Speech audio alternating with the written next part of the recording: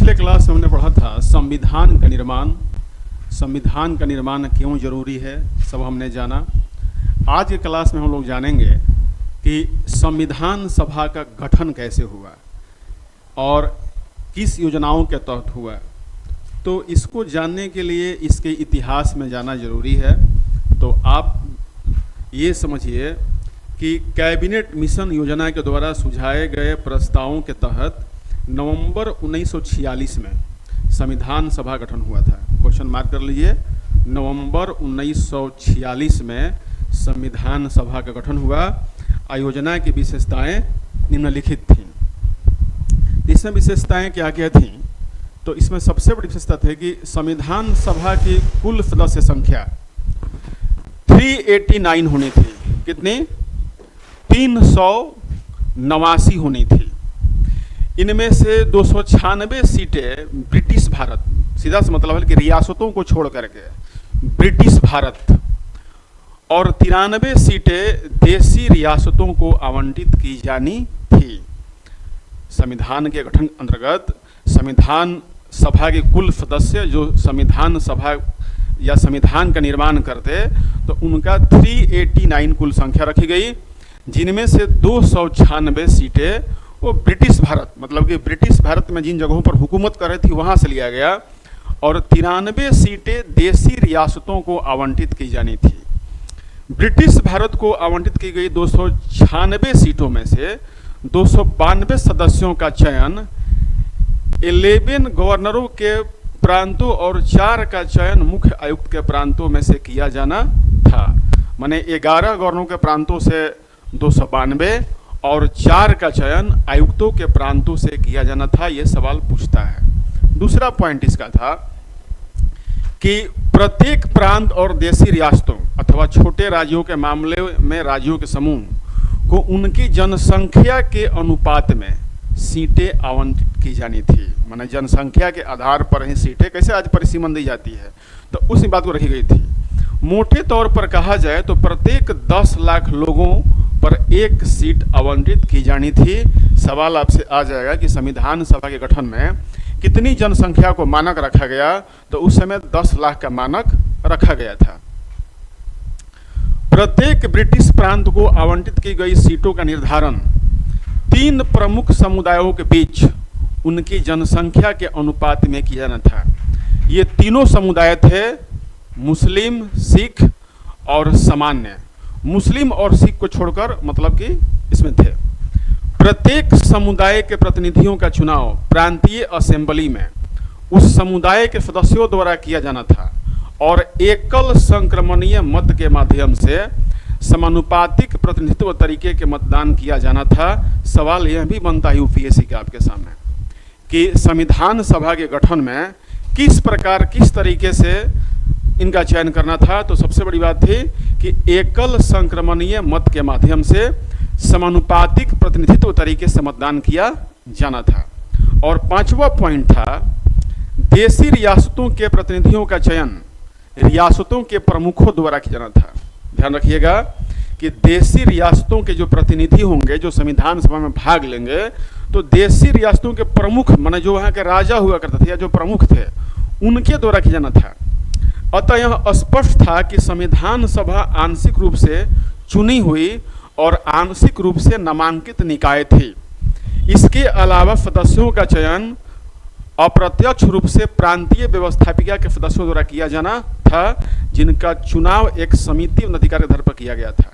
यहाँ पर एक चीज बहुत महत्वपूर्ण है कि देशी रियासतों के जो प्रतिनिधि संविधान सभा के गठन में आए, तो क्या ये चुन करके आए थे या नामित थे? तो इसका सीधा सा आपका उत्तर होना चाहिए था कि संविधान सभा के गठन में देशी रियासतों से जो प्रतिनिधि आए वो वहाँ के रियासतों के प्रमुख द्वारा नामित किए गए थे, न कि उनका चयन किया गया था।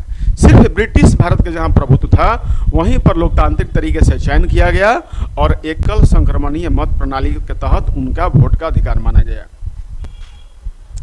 नेक्स्ट हम लोग आते हैं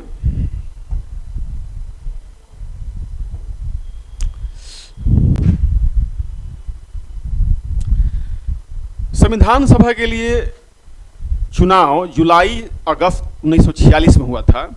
और ब्रिटिश भारत के लिए आवंटित 296 सीटों हेतु इस चुनाव में भारतीय राष्ट्रीय कांग्रेस को 208 सीटें मिली। भारतीय राष्ट्रीय कांग्रेस को 208 सीटें मिली। मुस्लिम लीग को 73 तथा छोटे समूह और स्वतंत्र सदस्यों को 15 सीटें मिली। याद रखिएगा कि 208 मिला कांग्रेस को, मुस्लिम लीग को 73 और छोटे समूह और स्वतंत्र जो निर्दलीय थे उनको 15 सीटें मिली। हालांकि देशी रियासतों को आवंटित की गई 93 सीटें भर नहीं पाई, क्योंकि उन्होंने खुद को संविधान सभा से अलग रखना माना था। देखिए, अलग ये इसलिए रखे थे,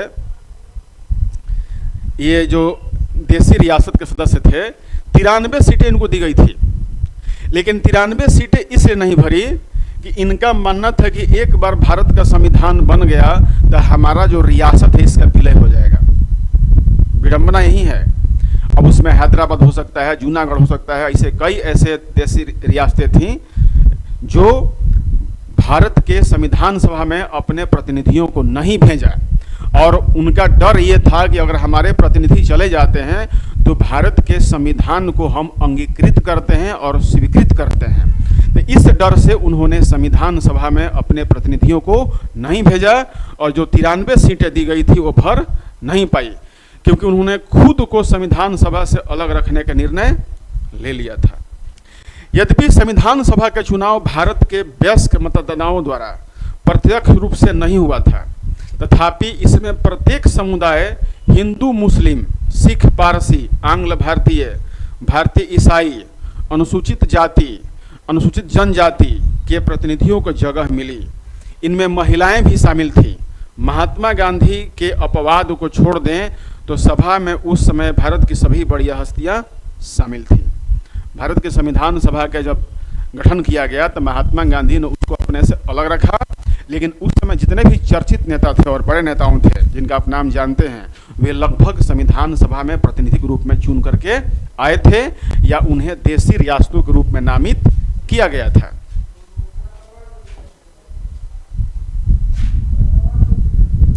पुनः संविधान सभा के लिए चुनाव जुलाई अगस्त 1946 में हुआ था, तो वही सीटें यहाँ पर बताई गई हैं बातें, तो आप इसको स्पष्ट कीजिए और पढ़िए इसे। संविधान सभा की कार्यप्रणाली कैसी थी? संविधान सभा की कार्यप्रणाली कैसी थी इसके बारे में हम जानते हैं। संविधान सभा की जो पहली बैठक हुई वह 9 दिसंबर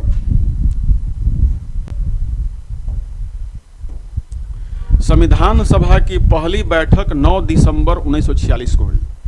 याद रखिएगा, मुस्लिम लीग ने बैठक का बहिष्कार किया और अलग पाकिस्तान की मांग पर बल दिया। ये अजीब दोगलापन है, क्योंकि एक बार तो मुस्लिम लीग ने संविधान सभा के गठन में, निर्माण में अपनी भूमिका निभाई और अब सीटें भी जीती, लेकिन जब पहली बैठक हुई तो उसमें इन्होंने अपने आप को अलग कर लिया। इसलिए बैठक में केवल 207 सदस्यों ने हिस्सा लिया, और फ्रांस की तरह इस सभा के सबसे वरिष्ठ सदस्य डॉक्टर सच्चिदानंद सिन्हा को सभा का अस्थायी सभापति चुना गया। मतलब कि पहली जो बैठक हुई 9 दिसंबर 1946 को, तो इसमें मुस्लिम लीग ने भाग नहीं लिया, अपने आप को अलग कर लिया, क्योंकि वो पाकिस्तान की मांग पर अड़ा हुआ था। तब 207 सदस्यों ने ही हिस्सा लिया, जिसमें फ्रांस में यह नियम था कि जो सदन का सबसे अधिक उम्र वाले सदस्य होंगे उनको ही अध्यक्ष माना जाएगा, अस्थायी। तो उस समय सबसे अधिक उम्र डॉक्टर सच्चिदानंद सिन्हा की थी और उन्हें सभा का अस्थायी सभापति चुना गया। 11 दिसंबर 1946 को डॉक्टर राजेंद्र प्रसाद को संविधान सभा का अस्थायी सभापति चुना गया, माने अध्यक्ष चुना गया। इसी तरह 25 जनवरी 1947 को एच.सी. मुखर्जी सभा के उपाध्यक्ष बनाए गए। बाद में सभा ने 2 उपाध्यक्ष बनाने का संकल्प लिया। तदनुसार 16 जुलाई 1947 को वी.टी. कृष्णमाचारी को सभा के दूसरे उपाध्यक्ष के रूप में चुना गया। यह क्वेश्चन यूपीएससी में हमेशा ऐसा पूछता है कि किनको कब उपाध्यक्ष बनाया और दूसरे उपाध्यक्ष कौन बने। तो संविधान सभा के दूसरे उपाध्यक्ष 16 जुलाई 1947 को वी.टी. कृष्णमाचारी के सभा के दूसरे अध्यक्ष रूप में चुना गया। अब बात आता है उद्देश्य प्रस्ताव का। तो उद्देश्य प्रस्ताव पर कैसे काम किया गया? 13 दिसंबर 1946 को पंडित नेहरू ने सभा में ऐतिहासिक उद्देश्य प्रस्ताव को पेश किया। इसमें संवैधानिक संरचना के ढांचे और दर्शन की झलक थी। इसमें कहा गया था पहला पॉइंट में कि यह संविधान सभा भारत को एक स्वतंत्र संप्रभु गणराज्य घोषित करती है तथा अपने भविष्य के प्रशासन को चलाने के लिए संविधान के निर्माण की घोषणा करती है। भारत सरकार अधिनियम 1935 ने कर, संपत्ति और अन्य योग्यताओं के आधार पर सीमित मताधिकार प्रदान किए गए थे। दूसरा पॉइंट में कहा गया कि ब्रिटिश भारत में शामिल सभी क्षेत्र, भारतीय राज्यों में शामिल क्षेत्र तथा भारत के बाहर के इस प्रकार के सभी क्षेत्र तथा वे अन्य क्षेत्र जो इसमें शामिल होना चाहेंगे भारतीय संघ का हिस्सा होंगे। मतलब कि जहां पर तो ब्रिटिश भारत का हिस्सा है तो इसमें शामिल होंगे और भारतीय राज्यों में शामिल सभी क्षेत्र होंगे। भारत के बाहर से भी जो इसमें कोई मिलना चाहता है तो भी क्या हो सकता है, मिल सकता है। जो इसमें भारतीय संघ का हिस्सा ये सभी को बना लिया जाएगा। तीसरा पॉइंट है ऊपर वर्णित सभी क्षेत्रों तथा उनकी सीमाओं का निर्धारण संविधान सभा द्वारा किया जाएगा तथा इसके लिए उपरांत के नियमों के अनुसार यदि वे चाहेंगे तो उनकी अवशिष्ट शक्तियां उनमें निहित रहेंगी तथा प्रशासन के संचालन के लिए भी वे सभी शक्तियां केवल उनको छोड़कर जो संघ में निहित होगी इन राज्यों को प्राप्त होगी। मतलब बहुत मायने में ये हुआ कि जो भारतीय राज्य का हिस्सा बनेंगे तो उनमें बहुत सी स्वायत्ताएं दी गई शुरुआत में, वो कम से कम भारतीय संघ का हिस्सा बन जाए। चौथा पॉइंट है संप्रभु स्वतंत्र भारत की सभी शक्तियां एवं प्राधिकार इसके अभिन्न अंग तथा सरकार के अंग और सभी का स्रोत भारत की जनता होगी। सीधा से मतलब है कि जब संप्रभु भारत की बात की गई तो संप्रभु भारत के मूल में क्या था, भारत की जनता ही थी और सब इन्हीं से था। भारत के सभी लोगों के लिए न्याय, सामाजिक, आर्थिक और राजनीतिक स्वतंत्रता एवं सुरक्षा, अवसर की समता, विधि के समक्ष समता, विचार और अभिव्यक्ति, विश्वास, भ्रमण, संगठन बनाने आदि की स्वतंत्रता तथा लोक नैतिकता की स्थापना सुनिश्चित की जाएगी। यह भी हमारे उद्देश्य प्रस्ताव में व्यक्त किया गया था। अल्पसंख्यकों, पिछड़े वर्गों तथा जनजातीय क्षेत्रों के लोगों को पर्याप्त सुरक्षा प्रदान की जाएगी। यह हमारा उद्देश्य प्रस्ताव में था। संघ की एकता को अक्षुण्ण बनाए रखा जाएगा तथा इसके भू क्षेत्र, समुद्र और वायु क्षेत्र को सभ्य देश के न्याय की विधि के रूप में माना जाएगा और वायु क्षेत्र को सभ्य देश के न्याय की विधि के रूप में माना जाएगा के अनुरूप सुरक्षा भी प्रदान की जाएगी। और आठवां पॉइंट है इस प्राचीन भूमि को विश्व में उसका अधिकार और उचित स्थान दिलाया जाएगा तथा विश्व शांति और मानव कल्याण को बढ़ावा देने के निमित्त उसके योगदान को सुनिश्चित किया जाएगा। इस प्रस्ताव को 22 जनवरी 1947 को, ध्यान रखिएगा, उद्देश्य प्रस्ताव को 22 जनवरी 1947 को सर्वसम्मति से स्वीकार किया गया था। इसने संविधान के स्वरूप को काफी हद तक प्रभावित किया और इसके परिवर्तित रूप से संविधान की प्रस्तावना बनी। भारतीय संविधान की जो प्रस्तावना है तो वह भी जो है उद्देश्य प्रस्ताव के कुछ भागों में बदलाव करके और इसका नवीनीकृत करके ही हमारा उद्देशिका का निर्माण किया गया था या प्रस्तावना का निर्माण किया गया था।